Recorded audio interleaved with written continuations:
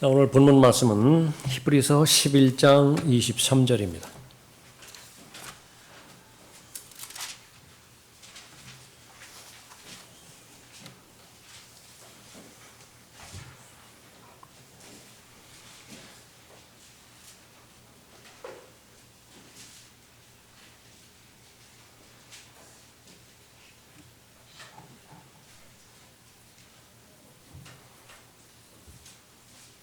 히브리서 11장 23절부터 26절까지 받들어 읽겠습니다.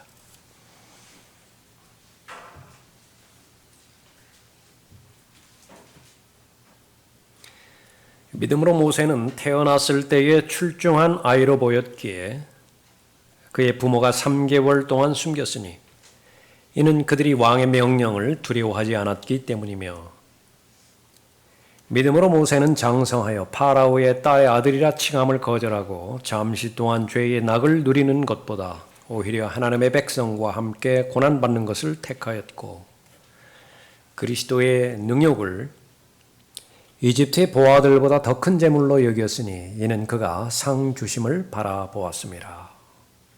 기도하겠습니다. 아버지 하나님, 예수 그리스도의 보혈로 구원받은 하나님의 자녀들이 하나님의 섭리적인 보호하심과 인도하심과 가르치심 가운데서 예수 그리스도를 더 잘 배우고 더 잘 알아감에 따라서 구원의 목적에 합당한 삶을 살 수 있도록 복 주시었습니다. 받은 은혜에 감사하는 그 표현들을 마음으로, 손길로, 또 입술로 주님 앞에 표현해 드렸습니다. 오늘도 은혜 가운데 하나님의 말씀 들려주신 시간을 저희들에게 주시었는데, 이 하나님의 말씀은 하늘과 땅을 창조하신 능력의 말씀이며 죽은 자를 살리시는 부활의 능력을 포함한 하나님의 말씀입니다. 이 말씀은 모든 것으로부터 자유로움을 줄 수 있는 또 약속 있는 말씀이기도 합니다. 각자의 필요에 따라 이 말씀의 능력으로 덧입혀 주실 때에 그 결과를 통하여 하나님께서 기뻐하여 주시고 하나님께서 영광 받아 주시기를 간구드립니다. 준비된 마음으로 하나님의 말씀 잘 받고 하나님의 말씀이 자신에게, 가정에게, 교회에게 어디에서든지 잘 적용될 수 있도록 인도하여 주셔서 말씀으로 인한 간증을, 풍성한 간증을 누리는 하나님의 자녀들 되도록 인도해 주시길 원합니다. 이 시간에 마귀가 공격하지 못하도록 보호해 주십시오. 저를 진명으로 충만하게 채워주십시오. 주 예수 그리스도의 이름으로 기도드렸습니다. 아멘. 믿음의 부모가 되라라고 하는 제목으로 말씀드리겠습니다. 자녀들이 출생하고 또 가족의 일원이 될 때 그보다 더 기쁜 일이 없죠. 그러나 조금만 현실적으로 생각하게 되어지면 사실상 까마득합니다. 더 악해져 가고 경쟁으로 치자고 한다면 이제는 무한 경제라고 차타가 공인하는 이 시대에 과연 어떻게 살아갈 수 있을 것인가? 그리스도인의 입장에서는 더 말할 것도 없이 영적으로, 도덕적으로 무너져가는 것을 살펴볼 때에 더 소망이 없죠. 정치적으로, 경제적으로 혼란이 더 가중되어지고 있고, 또 문화라고 부르는 것들이 마귀의 도구로 전락이 되어서 가장 최소한의 인간성마저도 말살해버리는 그런 절체절명의 시기를 살아가고 있는 가운데서 자녀를 낳고 시간이 어느 정도 지나가면 이제 떠나보내야 되죠. 결국은 혼자 살게 해야 되는 것입니다. 그럴 때에 우리는 두 가지 선택을 해야 됩니다.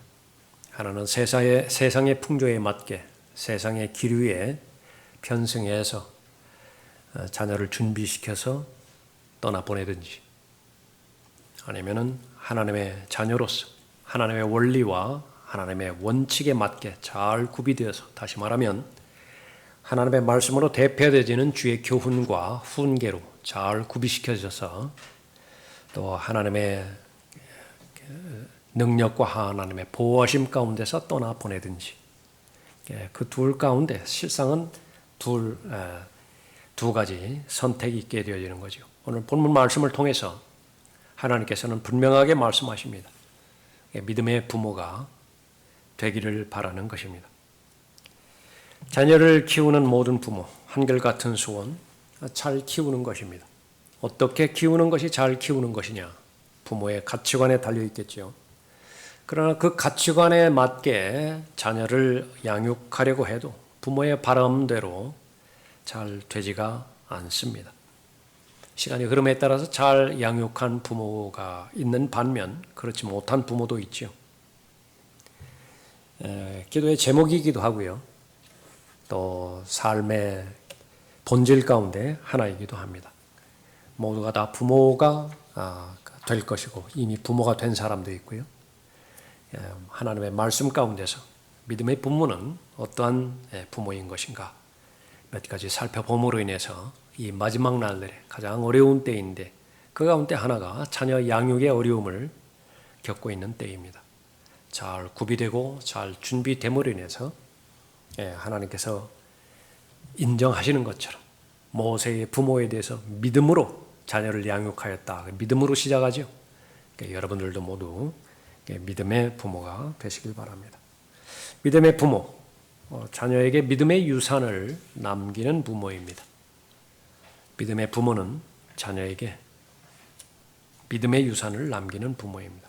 첫 번째는 하나님의 관점에서 자녀를 보는 부모예요. 내 관점에서 볼 수 있죠. 지금 이 시대에 21세기 지금 바로 이 시점에서 자녀를 바라볼 수 있는 그런 관점도 있겠죠. 그러나 하나님의 관점에서 자녀를 바라본다라고 한다면 하나님께서 인정하십니다. 그것은 믿음의 부모입니다.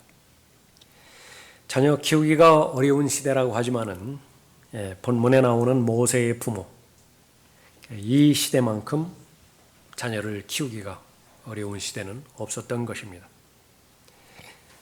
왜 그러냐 그러면 바로 왕의 명령이 있었기 때문에 그렇죠. 아들이 태어난다라고 한다면 죽여야 됩니다. 악어밥으로 던지든지 실제로 죽이든지 해야 되는 그런 시기에 있었던 것이죠. 본문 말씀 23절의 그 내용입니다. 믿음으로 모세는 태어났을 때 출중한 아이로 보였기에 그의 부모가 3개월 동안 숨겼으니, 왜 숨겨야 됐죠? 왕의 명령을 어겨야 됐기 때문에 그렇죠. 이는 그들이 왕의 명령을 두려워하지 않았기 때문이며 라고 그랬습니다. 하나님의 관점에서 자녀를 보기 위해서는 자신이 하나님의 관점의 사람이 되는 것이 중요하죠. 가치관입니다. 사건은 똑같은 사건이 일어나는데 조선일보가 보도하는 그 기사 다르고요. 한겨레 신문이 보도하는 기사가 다릅니다. 그런데 동일한 사건이라고요. 왜 다르죠? 관점의 차이죠. 똑같은 인생을 살아가는데 하나님의 관점으로 살아가는 인생이 있고 자신의 관점으로 살아가는 사람이 있습니다. 자신의 관점은 세상의 관점과 일치되기 때문에 세상의 관점에서 살아간다, 그렇게 말할 수도 있겠죠. 제일 먼저 믿음으로 평판받기 위해서는, 좋은 믿음으로 평판받기 위해서는 믿음의 대상인 하나님의 관점에서 서 있어야 되어지는 것입니다. 모세의 부모는 그런 사람이었습니다. 왕의 명령은 두려움에 틀림이 없습니다. 그것은 사탄의 권세 아래 있기 때문에 그렇죠. 그러나 세상의 왕의 명령이 그 위에 계신 하나님의 명령과 충돌되었을 때에 나는 어떤 결정을 따르느냐에 따라서 나는 누구의 사람이냐라고 하는 것입니다. 하나님을 계시할 때에 산 자들의 하나님이라고 말씀하셨습니다. 아브라함의 하나님과 이삭의 하나님과 야곱의 하나님이라고 말씀하셨죠. 죽은 자들의 하나님이 아니라 산 자들의 하나님인데 나는 그 하나님의 백성인가? 지금 본문이 배경이 되어지는 것은 이집트입니다. 태양신을 비롯해서 수많은 다른 다양한 신들을 섬기고 있죠. 그 가운데 하나가 파라오입니다. 난 파라오의 백성인가? 단연코 거절을 했습니다. 왕의 명령을 두려워하지 않고 하나님의 명령을, 하나님의 섭리를 더 두려워했던 것이죠. 하나님의 명령과 세상의 뜻이 상충될 때에 성경에서는 명백하게 믿음의 사람이라고 한다면 직접적으로 보여주신 하나님의 명령에 순종하는 것이라고, 그것이 합당한 믿음이라고 말씀하고 있습니다. 사드락과 메삭과 아벳느고 충돌이 되었죠. 그러니까 죽음을 초월해서 하나님의 뜻을 따랐던 사람입니다. 본문에 나와 있는 모세를 출산하는 데 있어서 아이들을 낳는 산파들이 있습니다. 그때 특이하게 그 이름이 성경에 기록이 되어 있어요. 시프라와 푸아입니다. 반면에 전 세계의 권세를 다 거머쥐고 있던 파라오가 등장하는데 이름을 몰라요. 반면에 누가 알아주겠습니까? 산파들. 하나님은 알아주십니다. 시프라와 푸아예요.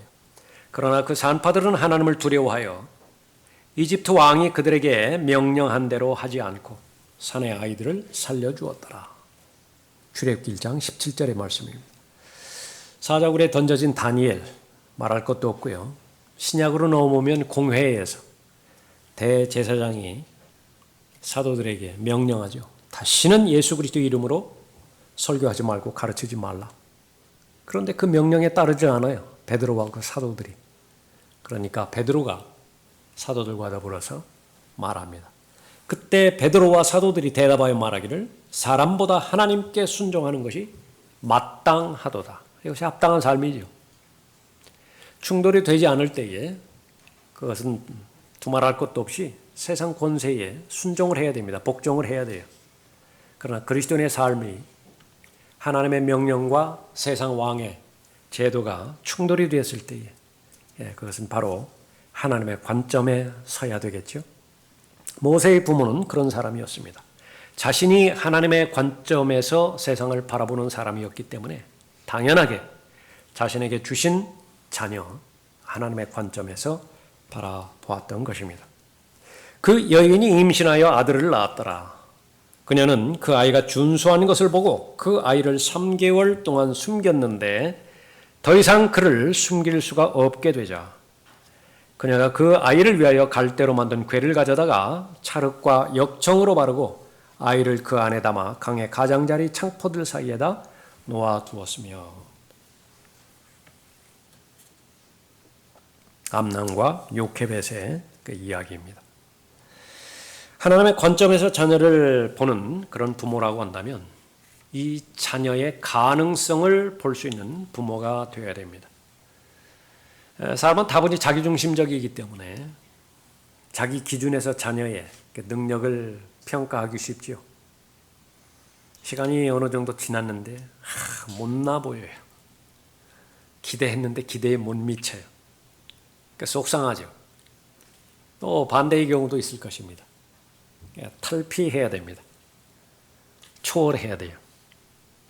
그러기 위해서는 제일 우선적으로 자신의 소유라고 하는 관념에서 속히 벗어나야 됩니다. 사람이 가지고 있는 사람에 대한 소유욕은 상상 이상입니다. 그 사람이 내 사람이다. 한번 집착을 하기 시작하면요, 그 집착력이라고 하는 것은 자신이 평가하는 것보다 더 심하다라고 하는 말이죠. 특히 자식에 대한 소유는 더 말할 것도 없습니다. 자신에 대한, 스스로에 대한 소유보다 더 심하니까요. 이 부분에 대해서 올바로 우선적으로 가치관을 성립을 해야 믿음의 부모가 될 수가 있는 것입니다. 철저하게 하나님의 소유라고 하는 사실은 우리가 다 동의를 합니다. 다만 이 세상에 보내주실 때 나라고 하는 부모를 통해서 그 아이를 보내주셨을 뿐이죠. 하나님께서 필요로 할 때에 이제 하나님 앞에 내어드려야 되죠. 그때까지 내가 해야 될 일은 무엇이냐. 또 하나님의 뜻을 알게 하고 하나님의 계획을 알게 해 주어서 하나님의 말씀으로 주의 교훈과 훈계로 잘 양육해서 하나님께서 필요로 하실 때에 내어드리는 것이 바로 부모의 역할입니다. 내가 주체가 되어서 내가 주관이 되어서 아이들의 능력을 평가하는 것, 부질없는 짓입니다. 그것은 자기 욕심이고요. 또 그것은 그런 평가가 의미를 지닌 것도 아닌 것입니다. 그렇게 하나님의 관점에서 자녀를 바라볼 수 있고 자녀의 가능성을 볼 수 있는 안목을 가진 부모, 그건 좋은 부모가 되는 것입니다. 사도행전 7장 20절에서도 보면 그때 모세가 태어났는데 심히 아름다운지라. 모세가 아주 잘생겼어요. 아름다웠습니다. 그런데 이것은 외모에 대한 평가만은 아닙니다. 세상에 그 못난 자녀가 있을까요? 아주 못생겼습니다. 그럼 못생긴 거예요? 다른 사람은 그렇게 평가를 한다 하더라도 부모는 그런 부모는 없습니다. 제가 요즘 경험한 것은요, 아주 그 아이들이 제일 이쁠 때가요, 막 찡그리고 그 막 울어제끼는 모습이 있는데 그 사진을 보니까 그렇게 이뻐 보여요. 또 어떤 아이는 아주 세상에 대해서 이렇게 불평불만의 그런 모습으로 가득 차 있어요. 너무 이뻐 보입니다. 어떤 상황과 여건에 있든지 간에 아이는 하나님 보시기에 아름다운 아이이고 하나님 보시기에 그 어느 것 하나 하나님께서 선하게 그렇게 만들지 않은 것이 없는 것입니다. 문제는 하나님께서 그 아이를 사용하실 거예요. 특별한 목적을 가지고 계셨기 때문에 내 가정에 그 아이를 보내주신 것이죠. 지금은 현재는 핏덩이에요. 이 아이가 무엇을 할 수 있겠습니까? 그러나 하나님을 바라보았을 때 분명하게 생명은 모든 생명의 원천은 하나님으로부터 온 것인데 특히 우리는 믿음의 가족들이죠. 모세의 부모는 하나님을 믿는 믿음의 가정이었습니다. 더 말할 것도 없이 하나님께서 계획하에 그 아이를 쓰실 것입니다. 석 달 동안 아이를 잘 키우게 되어 있죠. 그 아이를 키울 때에 가장 우선적으로 했던 것은 무엇이었던 것인가? 기도했을 것입니다. 하나님 앞에 하나님의 뜻 가운데 성장하는 의미 있는 인생이 될 수 있도록 그렇게 했겠죠. 그것을 방해하는 그 요소가 세상의 압력인데 예나 지금이나 바로 공부가 그 대표적인 것입니다. 학교에서 1등을 하면 우리 사회에서는 모든 것이 다 사면받는 그런 체계에 살아가고 있습니다. 모든 것을 다 용서받을 수 있어요. 무슨 잘못을 저지르든지. 반대로 공부를 못하면요 길을 필 영역이 없습니다. 공부를 잘하면 착한 아이이고 다른 것을 다 못해도 용서받을 수 있는 아이인데 부모의 절대적인 착각입니다. 이런 그 관점이 아이를 망치기도 하게 되어지는 것이죠. 절대로 좋은 부모가 아니고요. 오히려 아이를 망치게 되는 것입니다. 아이는 각 사람마다 다 재능이 다르죠. 또 잘하고 못하는 그런 영역들도 다 잘하는 것인데 왜 유달리 공부라고 하는 한 잣대를 들이밀고 그것으로 모든 것을 다 평가하는 것이냐. 노래를 잘하는 사람도 있고 또 그림을 잘 그리는 사람도 있고요. 아이를 평가할 때 유달리 IQ로만 평가하던 시대는 이미 지났음에도 불구하고 여전히 그 영향력은 계속해서 기호력을 발휘합니다. 물건을 잘 만지는 아이도 있고요. 또 사람들과의 그런 그 관계를 잘 맺는 사람도 있습니다. 또 일의 일머리에 아주 쉽게 잘 적용하는 그런 아이도 있습니다. 다양하죠. 그런데 자신의 능력에 맞지 않는 것을 억지로 강요할 때에 그 아이는 자신이 감당할 수 없는 짐을 지고 참으로 버거운 인생을 살아가는 것입니다. 부모의 역할, 은사를 빨리 찾아주는 것입니다. 재능을 빨리 찾아주는 것이죠. 그렇게 해서 최대한 지원을 해 주는 것입니다. 아인슈타인이 4살 때까지 지지나 소리를 벗어나지를 못했습니다. 막막한 것입니다. 태어나기는 태어났는데 도대체 어떤 일을 선택해서 태어나야 되는 것인가, 살아갈 것인가. 하루는 학교에서 선생님이 부모 면담을 요청을 했습니다. 그 면담의 내용이 바로 그 부분입니다. 절망적입니다. 아무것도 할 수 있는 일이 없습니다. 그 어머니는 다른 관점에서 아이를 바라보고요. 할 수 있는 모든 격려를 다 했습니다. 6살이 되었을 때에 바이올린을 키는 것을 보았는데 그것을 나름대로 훈련을 시켜주었더니 거기에 비상한 관찰력을 가지고 있는 것을 발견을 했습니다. 집중할 수 있었고요. 거기에 의지력이 있었음을 알았습니다. 7년 만에 모차르트의 곡에서 수학적 구조를 찾아냈습니다.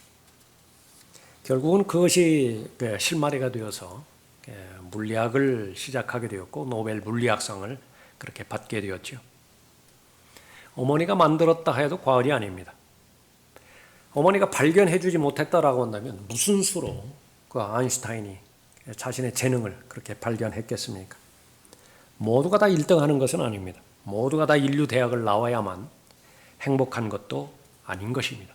행복은 절대적으로 주관적인 관점인데 하나님과의 관계에 달려있는 것이죠. 그것을 철저하게 확신할 수 있어야 됩니다.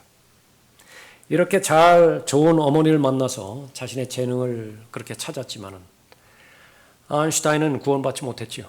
하나님을 부인하는 대표적인 사람이었습니다. 반면에 또 하나의 예는 미국의 건국의 아버지들, 미국을 세운 아버지들이라고 불리는 그런 사람들이 있죠. 그 가운데 하나가 패트릭 헨리입니다. 여러분에게 잘 알려진 용어는 자유가 아니면 죽음을 달라라고 하는 그런 부분이었습니다. 그 표현은요, 그 배경은 신앙과 관련이 있었던 것이에요. 자신이 죽기 전에 자신의 자녀들에게 유산을 나누어 줍니다. 그리고 나서 마지막으로 당부를 합니다. 자신의 유산을 넘겨주면서 내가 믿고 있는 예수 그리스도를 너희들이 믿지 못한다라고 한다면 내가 아무리 많은 것을 너희에게 주었다 하더라도 그 예수 그리스도를 소유하지 못했다라고 한다면 나는 부모로서 너희에게 아무것도 준 것이 아니다. 믿음의 유산을 준 것이죠. 네, 그렇습니다. 믿음은 변하지 않아요. 시간이 아무리 많이 흐른다 하더라도 세태가 아무리 많이 바뀐다 하더라도 그렇기 때문에 가장 가치 있고 고귀한 것입니다. 믿음의 부모가 되어야 됩니다. 그 한 예로서 모세의 부모를 성경에 기록하고 있죠.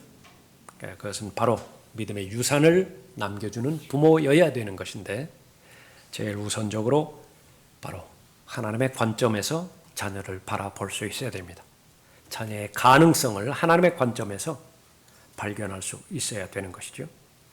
믿음의 부모, 자녀에게 믿음의 유산을 남기는 부모입니다. 그 부모는 두 번째로 최선을 다한 후에 나머지는 하나님께 맡기는 부모입니다. 최선을 다한 후에 나머지는 하나님께 맡기는 부모입니다. 자유로움 가운데서 자녀를 양육한다고 해서 거의 방목의 수준에 이르는 정도로 방치하는 부모가 있어요. 좋은 부모 아닙니다. 마땅히 그 아이 때에 받아야 되는 교육이 있을 것이고 또 구비되어야 되는 훈련이 있겠죠. 또 필요로 하는 모든 부분들을 채워야 되는 준비의 단계가 있을 것입니다. 그건 부모가 최선을 다해서 다 해줘야 돼요. 그리고 나서 나머지 부분들은 이제는 하나님의 영역에 해당되어지는 부분에 대해서는 하나님 앞에 의탁을 해야 되는 것입니다. 모세를 살리기 위해서 모세의 어머니 최선을 다합니다. 요케벳이죠. 갈대 상자를 그 궤를 그렇게 준비해서 찰흙과 역청을 바릅니다. 그래서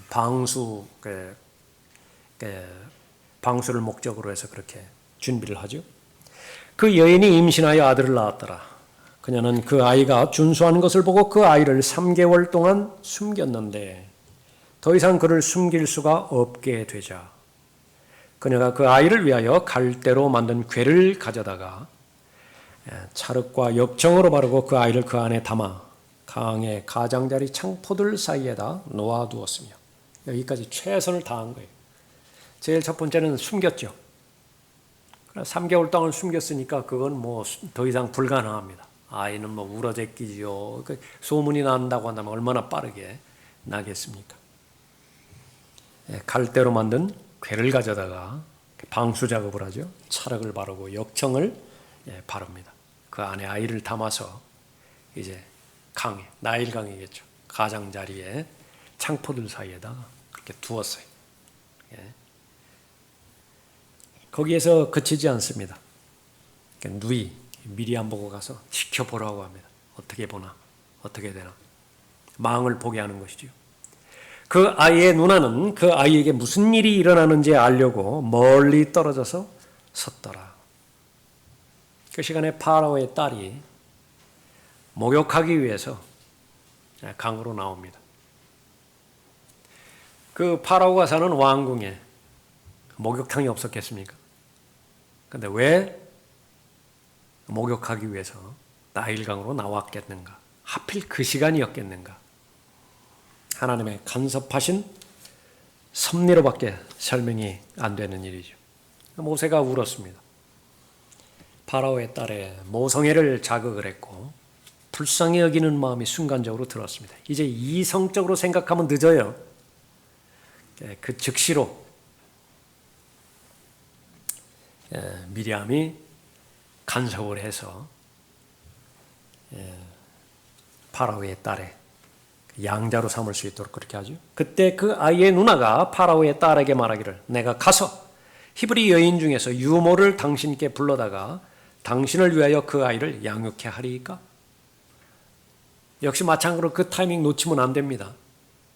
불쌍히 여기는 그런 그 마음이 점점 사라지고 내가 있을 수 없는 그 결정을 해서는 안 되지. 파라오의 딸이 그 선택을 하게 하면 안 되는 것입니다. 최선을 다하는 것입니다. 모두가 다. 그런데 그 모든 배경은 하나님의 섭리 가운데서 인도하는 것입니다. 하나라도 비뚤어지면 안 돼요. 파라오의 딸이 나오기 전에 아그가 먼저 와도 안 되는 것이고요. 파라오의 딸이 그녀에게 말하기를, 이 아이를 데려다가 나를 위하여 양육하라. 그리하면 내가 내게 삭슬 주리라 하니 그 여인이 아이를 데려다가 양육하니라. 일석이조가 돼버렸어요. 뭐 최선을 다하고 나머지 하나님 앞에 맡겼더니 그 다음은 이제 하나님께서 다루실 것이, 그 다음에 다루시는 하나님의 뜻은 절대적으로 인정을 할 수 있어야 됩니다. 죽이시는 것이 하나님의 뜻이라면 죽이실 것이고, 살리시는 것이 하나님의 뜻이라고 한다면 살리실 거예요. 둘 다 나는 하나님의 뜻으로 받아들일 준비가 되어 있습니다. 그것이 믿음의 사람이에요. 그럴 때에 바로 하나님께서는 그 부모에게 그 마음을 받으시고 또 하나님의 위로를 주셨겠죠. 하나님의 은혜를 베푸셨겠죠. 또 하나님의 계획, 모세를 향한 하나님의 계획을 잘 베푸셨을 것입니다. 어느 건설회사 회장이 그 직원들 아이를 한 명 낳는 데에서 1억 원씩 지불했다는 것이 화제가 되었습니다.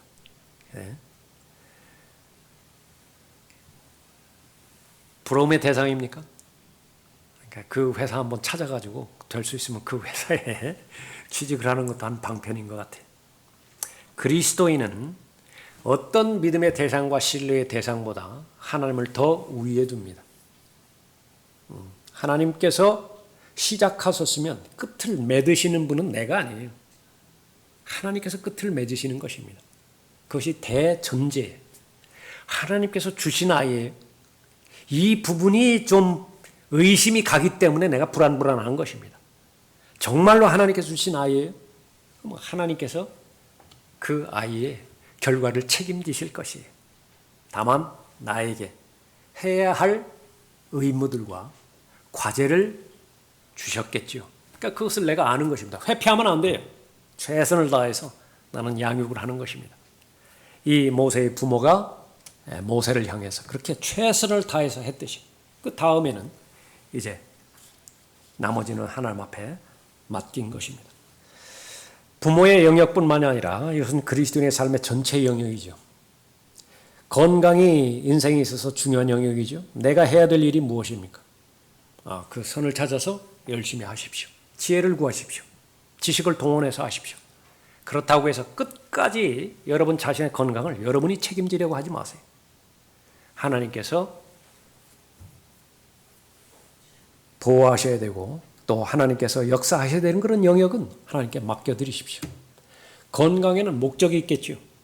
무엇 때문에 나는 건강과 체력을 유지하는 것입니까? 어디에다 쓰려고 하는 것입니다. 쓰십시오. 마음껏 쓰십시오. 하나님께서 우리를 작품이라고 말씀하셨는데 만들으셨다 말씀하셨죠. 우연히 생긴 것이 아니라고 한다면 거기에는 목적이 있습니다. 그 작품이 만들어진 목적이 있겠죠. 자동차가 만들어진 목적이 있는데 그것을 계속해서 기념관에다 세워두고서 구경만 하면 어떻게 되겠어요? 우리에게 해야 할 일, 맡겨주신 일, 그것을 책임을 다해서 잘 감당을 하고 최선을 다해서 일을 하고 그 나머지 부분들은 맡기는 것입니다. 자녀 교육에 있어서 최선으로 해야 할 일들, 그것은 말씀을 가르치는 일입니다. 무엇이 중요한 것인가?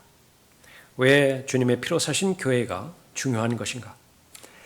구원받는 것이 왜 중요한 것이고 그 구원받았다는 사실을 어떻게 하면 알 수 있는 것인가? 그 구원받은 아이가 이제는 성장해서 부모와 동역자가 되겠죠. 믿음의 동행, 믿음의 동역자가 되고 믿음의 동료가 되는 것. 그것은 참으로 아름다운 일이고 그건 복된 일일 것입니다. 얼마나 구체적으로 성경에서 자녀 교육에 대해서 언급하고 있습니까? 자녀를 성나게 해서는 안 된다고 말씀하셨죠. 그 대전제는 자녀를 존중하는 것입니다. 내 소유가 아니에요. 하나님의 소유인데 나에게 맡겨주셨죠. 주인의 아드님이에요. 주인의 따님입니다. 일관성이 없을 때에 자녀는 성나게 하게 되어지는 것인데 바로 그 일관성을 유지하는 것은 자신이 하나님의 말씀으로 잘 구비되어서 말씀의 사람, 말씀의 부모가 될 때 가능하게 되는 것이지요. 호통과 명령 일변도의 자녀 양육, 그것은 문제가 있습니다. 너무나 많은 매는, 너무나 많은 호통은 반항과 또 건달짓을 낳게 만드는 것입니다. 반대 역시 마찬가지예요. 너무 지나치게 귀여워하고 너그러운 온정주의, 그것은 문제가 있는 부모가 되어진 것이지요. 너무나 많은 사랑, 그것은 바로 무책임한 자녀 양육인데 그것은 범죄를 낳게 되는 것이고 의존성을 낳게 되어지는 것입니다. 아이를 그가 마땅히 가야 할 길로 훈육하라. 어려운 일입니다. 마땅히 가야 할 길, 내가 어떻게 알아요? 하나님의 관점에서 설 때에만 마땅히 가야 될 길이 어떤 길인 것인가? 하나님께서 모든 사람이 구원을 받고 진리의 지식에 이르기를 원하시는데 그것이 행복한 가치 있는 삶이기 때문에 그렇습니다. 그렇게 복된 삶이에요. 하나님께서는 모든 사람이 행복한 삶을 살기를 원하는 거죠. 그 길은 정상적으로 걸어야 되는 그 길에 걸을 때에 가능한 것입니다. 그것이 영생의 길이고 그것이 진리의 길이에요. 하나님과 주님과 동행하는 길이죠. 그것이 마땅한 길인데 그것을 가르쳐야만 된다라고 말씀하십니다. 자연히 되는 거 아니에요. 시간이 지나면 결과론적으로 보장이 되는 것도 아닙니다. 아이를 그가 마땅히 가야 할 길로 훈육하라. 그리하면 그가 늙어도 그 길을 떠나지 아니하리라. 결국은 언젠가는 떠나보낼 거 아니겠어요? 그랬을 때에 바로 본인이 스스로 하나님의 사람이 되어지고 하나님의 여정에서 머물러 있다라고 한다면 그것은 가장 좋은 부모가 될 것입니다. 마땅히 가서는 안 되는 길로 훈육해서는 안 됩니다. 마땅히 가서는 안 되는 길이 있어요. 그런데 그 길로 훈육을 해요. 그것만큼은 절대로 안 되는 것입니다. 육신적인 욕망, 혈기, 육신적인 기질, 이것은 가르치지 않아도 훈육하지 않아도 자연스럽게 그 결과를 드러내는 본성입니다. 그걸 통제해야 될 필요가 있고 그것을 규제해야 될 필요가 있는 것이지요. 자녀를 인격적으로 대하는 것, 이것은 성장하면서 또 좋은 부모가 되어지는 그런 하나의 영역이기도 하죠. 얼마든지 자녀에게 잘못할 수 있습니다. 자녀에게 결례를 행할 수도 있어요. 사과하시나요? 네, 사과해야 됩니다. 그렇다고 해서 부모의 권위가 실추되는 것 결코 아닙니다. 오히려 더 부모를 더 신뢰하게 되고 더욱더 부모의 말에 순종하게 반응하게 되어지는 것입니다. 사람마다, 각 부모마다 하나님께서는 다 다양한 양육의 방법들을 다 허용하십니다. 획일적으로 될 필요는 없습니다.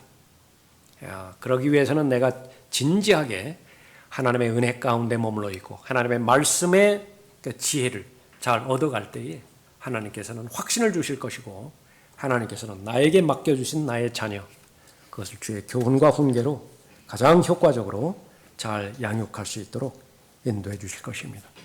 다만 주님의 명령입니까? 그걸 고수하십시오. 어떤 대가를 치른다 하더라도 고수하십시오. 그것이 하나님께서 가르쳐 주신 영적인 원리입니까? 타협하지 마십시오. 그래서 세상은 변해도 하나님의 말씀은 변하지 않죠. 사람은 변하지 않습니다. 사람의 혼은 변하지 않는 것입니다.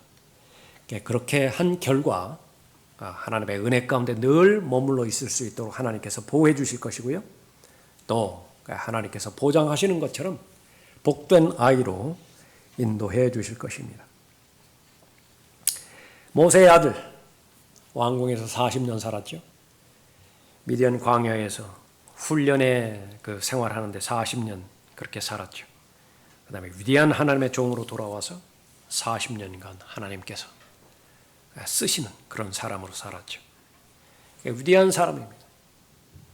하나님께서 쓰시는 사람이죠. 그 위대한 생애 뒤에는 모세의 부모가 있었다라고 하는 사실을 우리가 기억하는 것입니다. 성경에서는 모든 부모가 믿음의 부모가 되기를 원합니다. 믿음의 부모는 믿음의 유산을 남기는 부모예요. 다른 것들을 남길 수 있습니다. 그러나 남기지 못할 수도 있어요. 그러나 믿음의 유산만큼은 반드시 남겨야 되는 것입니다. 그 믿음의 부모, 마지막 세 번째로 자녀의 정체성을 알게 해주는 부모인 것입니다. 그녀의 정체성을 알게 해주는 부모예요. 24절 보십시오. 믿음으로 모세는 장성하여 파라오의 딸의 아들이라 칭함을 거절하고 잠시 동안 죄의 낙을 누리는 것보다 오히려 하나님의 백성과 함께 고난받는 것을 택하였고 그리스도의 능력을 이집트의 보화들보다 더 큰 재물로 여겼으니 이는 그가 상 주시는 이심을 바라보았습니다. 40년 동안 이집트의 모든 학문을 배웠습니다. 모세가. 그러나 그 모든 학문체가 의미가 있는 것은 어떤 기초 위에 그 학문이 세워진 것인데 그것은 하나님을 아는 지식이었어요. 우리가 섬기는 하나님, 아브라함의 하나님이고 이삭의 하나님이고 야곱의 하나님이란다. 그 하나님은 하늘과 땅을 창조하셨는데 빛이 있으라 그렇게 말씀하심으로 인해서 빛이 창조되어지는 그런 창조주 하나님이셨단다. 누구로부터 들었겠어요? 어머니로부터 들은 거예요. 자녀를 양육하는 데 있어서 파라오의 딸이 양육비를 대주었다고 말했죠. 무엇을 가르쳤겠습니까? 거기에 대해서.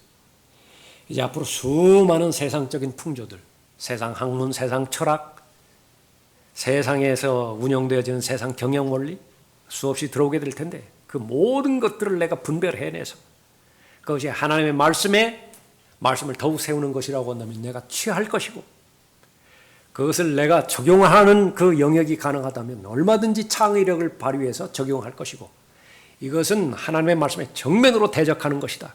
그러면 그것은 믿음으로 거절할 것이며 그렇게 함으로 해서 더욱더 견고한 믿음의 사람으로 계속해서 성장해 나가겠죠. 계속해서 말씀 드린 그림이 바로 원뿔이었습니다. 민면적이 있죠? 뿔이 있습니다. 이 뿔은 변함이 없어요. 믿음의 창시자의 완성자이신 예수 그리스도이십니다. 믿음의 분량에 따라서 삶의 규모에 따라서 민면적은 점점 더 넓혀져 갈 수 있습니다. 좁은 사람도 있어요. 괜찮아요. 넓은 사람도 있습니다. 괜찮아요. 위축될 필요도 없고 교만해질 필요도 없습니다. 하나님께서 쓰시는 대로 살아가는 인생이에요. 어렵게 만드는 것은 이 꼭지점이 2개, 3개 생기는 거예요. 목표가 주 예수 그리스도만이 아니라 다른 것이 목표가 생길 때예요. 혼란스럽다고요. 무질서하다고요. 결코 행복하지 않습니다. 돈이 많습니까? 행복해야 돼요. 돈이 많으면 행복해야 됩니다. 그 비결은 꼭지점 하나만 됐으면 됩니다. 건강합니까? 행복해야 돼요. 꼭지점 하나만 있으면 돼요. 그 민면적이 넓혀지면 넓혀질수록 그 사람은 더 많은 것들을 향유할 수 있습니다. 하나님께서 보장해 주신 거예요. 절대로 스스로 저주하고 스스로 재앙 가운데 빠져서는 안 되는 것이 꼭지점을 2개 만들고 3개 만들고 여러 가지로 만들어버리면 아무리 많이 가져 있어 본들 밤에 잠 안 와요. 아무리 높이 올라 본들 그것은 허무감만 주어지는 것입니다. 모세는 어린 시절에 자신의 정체성을 확립할 수 있었던 것입니다. 나는 과연 하나님의 백성인 것인가? 자신의 동족을 구하기 위해서 이집트를 죽인 사건이 있었죠. 그 당시에 있었던 일인데 모세가 성장한 후에 그의 형제들에게 나가서 그들의 노역을 보고 있던 중 그들의 형제들에게 나갔대요. 그러니까 자신의 정체성은 이미 확립이 된 것입니다. 자신은 왕궁에 살고 있고요. 더 구체적으로는 파라오의 딸의 아들의 신분인데 차기 파라오예요. 이집트의 왕이 될 사람이라고요. 그럼에도 불구하고 진짜 나는 누구인 것이냐? 겉에서 인정해주는 자기 자신이 진짜가 아니라 내 내면에서 증거하는 하나님과 관계된 입장에서 볼 때 이 이집트의 관원들, 이 이집트의 관료들, 그들이 나의 형제가 아니라 여기에서 고생하고 노예로 종으로 살고 있는 이들이 나의 형제라고 하는 사실을 안 것이지요. 그의 형제들에게 나가서 그들의 노역을 보고 있던 중 한 이집트인이 그의 형제 중 하나인 히브리인을 때리는 것을 몰래 본지라. 그가 이쪽 저쪽을 살펴 아무도 없는 것을 보고 그 이집트인을 죽여서 모래 속에 감추니라. 이것 때문에 이집트를 떠나게 되었죠. 그런데 본문에 대한 평가입니다. 잘하였다라고 하는 거예요. 정말로 잘 사는 인생은 누구입니까? 이 사람 저 사람 눈치 보지 않고요. 자기 신념대로 사는 사람이에요. 그런데 그 신념이 올바른 신념일 때 의미가 있겠죠? 나는 누가 뭐라 한다 하더라도 하나님의 자녀예요.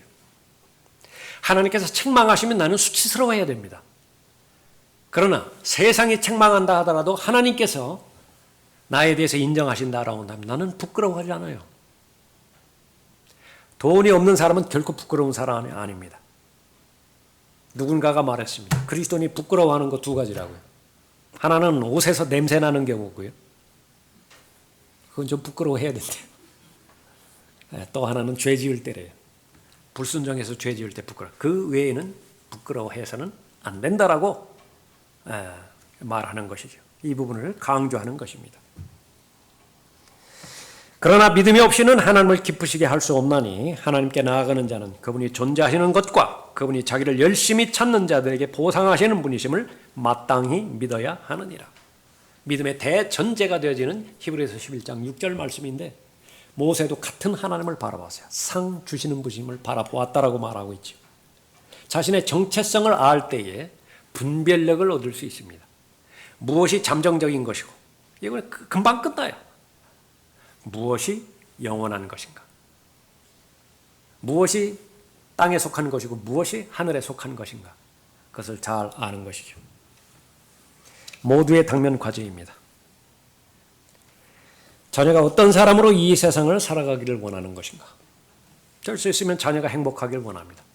그러나 방법이 2가지가 있어요. 세상적인 방법과 세상적인 경영 원리에 따라서 잘 갖추어서 세상에 내보냄으로 인해서 세상에 뒤지지 않는 인생을 살게 그렇게 마련할 것인가? 부모의 책임이에요. 또 하나의 방편은 무엇이죠? 오늘 본문 말씀에서 말씀하는 것입니다. 하나님의 관점에서 믿음의 유산을 남겨주는 그러한 부모가 되어지길 바란다. 마을과 주는 죄책감에서는 벗어나야 됩니다. 여러분 부모 가운데서. 내 소유가 아닌 이상 내 마음대로 되지를 않아요. 여러분이 최선을 다했습니까? 주의 교훈과 훈계로 잘 양육을 했습니까? 그러지 못했을 때 자백하고 하나님 앞에 회개했습니까? 그걸로 끝난 거예요. 그 다음에 자녀가 잘못되는 것으로 인해서 여러분의 발목을 스스로 마귀에게 내어주지 마십시오. 여러분이 최선을 다하셨다라고 한다면 그걸 다 한 거예요. 나머지 부분들에 대해서는 기도하시면 됩니다. 기도하시면 됩니다. 아직까지 구원받지 못한 자녀가 있습니까? 구원을 위해서 계속 기도하십시오. 구원받았지만은 계속해서 하나님과의 온전한 동행이 이루어지지 못한 자녀가 있습니까? 포기하지 마십시오. 중단하지 마십시오. 계속 기도하십시오. 기도를 믿을 수 있으면 하나님께서는 자녀에 대해서 역사하는 것입니다. 아직 부모가 되지 않는 우리 청년들, 언젠가는 부모가 되겠죠? 하나님의 때가 되면 잘 대비하십시오. 지금 현재 부모가 되어 있는 분들 역시 마찬가지로 하나님의 말씀과 원리로 돌아와서 목표가, 자녀를 양육하는 그런 목표가 자신의 믿음을 남겨주는 믿음의 부모가 되겠다. 그런 좋은 목표 가운데서 철저하게 의식적으로 하나님의 관점에서 이 세상을 바라보는 믿음의 사람이 되기를, 먼저 되기를 바라고요. 그 다음에 그 자녀에게도 똑같이 하나님의 관점에서 바라보게 해주십시오.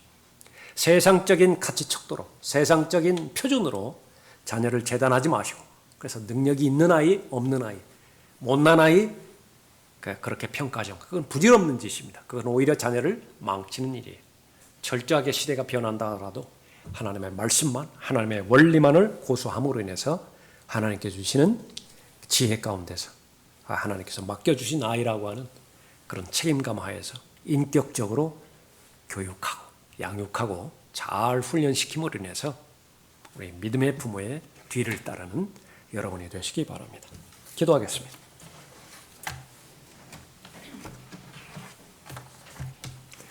아버지 하나님, 저희는 모두 하나님 보시기에 좋은 믿음의 평판을 받아야 됩니다.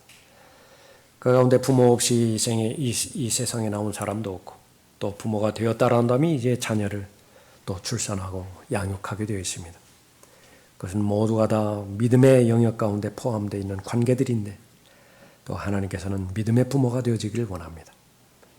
믿음의 눈으로 세상을 바라보게 해주시고, 믿음의 눈으로 자녀를 바라볼 수 있도록 인도해 주시며, 그것이 의미 있기 위해서 구체적으로 하나님의 말씀과 원리, 또 주의 교훈과 훈계로 자녀를 잘 교육시키고 양육시키고 훈련시킴으로 인해서 어떤 상황과 여건에 있어든지 하나님을 기쁘시게 해드리고, 또 하나님과 동행하며 하나님께 영광을 돌려드리는 아름다운 자녀들의 생애가 될 수 있도록 믿음의 부모가 될 수 있는 복을 주시기를 간구를 드립니다. 주 예수 그리스도의 이름으로 기도드렸습니다. 아멘. 다 같이 일어나시겠습니다.